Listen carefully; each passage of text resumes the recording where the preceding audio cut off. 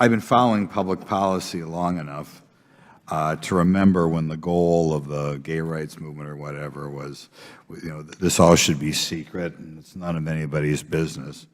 And now we have the rather bizarre situation of requiring everybody to report their sexual life when they bounce up against the government anywhere. As I understand it, looking at this, when we hire new people here in the legislature, we'll have to ask. I mean, I've been doing this forever. I've had staff for over 20 years. I can never remember my staffer's sex life coming up at work. But now we have a new requirement here that people have to report to the federal government where they are. This is a very difficult amendment for me because this bill is so bad, it's not retrievable, and I'm a little bit afraid by introducing an amendment I apply that somehow we can make this bill okay. It can't be made okay.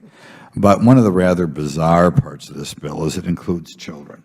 So this is part of the Democrat goal to sexualize the kids. We've got to report the 5-year-old or 6-year-old or 7-year-old sexual orientation. I suppose in order to do that, it requires somebody to ask little Johnny, do you like boys, do you like girls, whatever. I think that is so over the top, such a horrible thing to do to young children. So we're going to try to take minors, people under 18, out of the bill. And the rest of the bill is offensive too, because like I said, the idea that if I hire someone, I've got to give them a form and say, fill out this form and report your sexual preference, that by itself is so over the top and evil, and actually the exact opposite of what the gay rights movement wanted 30 years ago. But please, at least let the little kids off the hook.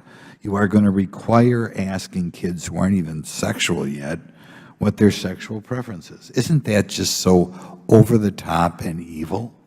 I can't believe what you guys are going to demand. But apparently if we report how well kids are doing in schools, or there's some federal form out there, we expect somebody to ask the 8-year-old or the 9-year-old kid what their sexual preference is. I mean, how low could you go? So we've got an amendment here. Okay. We'll let my buddy, Mr. Biggs, comment on this. How in the world you can ask a 7- or 8-year-old what their sexual preference is, that's going to become federal law. Unbelievable what you people do. Okay, Mr. Biggs, I guess, has a comment. Thanks for yielding to me, Mr. Grothman. I struggled to know why they would want proxy respondents to be in here. And then when you brought up your amendment here, it makes it all clear. None of this data will be accurate because not only will they be they're going to be trying to include children. Now there's going to be some kind of knowledgeable proxy. We don't know who is that's going to be. It all of a sudden adds stink to this bill that was already there, but it's now magnified it exponentially. I'll yield back to you. Yeah, what they want here is they want an 8- or 9-year-old kid to commit that he is gay. That's what they want. What does an 8- or 9-year-old kid know about sexuality? Nothing.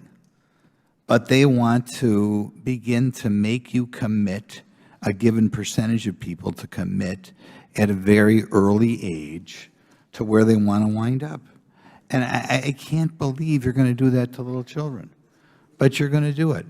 So my amendment, obviously, I shouldn't have to know what the sexual preference of a 30-year-old who's working for me is either. That's ridiculous.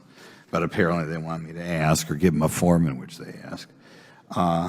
But the idea that you're going to put that on a little child, a 6- or 7-year-old, what do you think you are? Do you like boys or do you like girls? I mean, that is just so over the top and evil. I can't believe your party has steeped this low, but there's the amendment. We'll see what happens with it.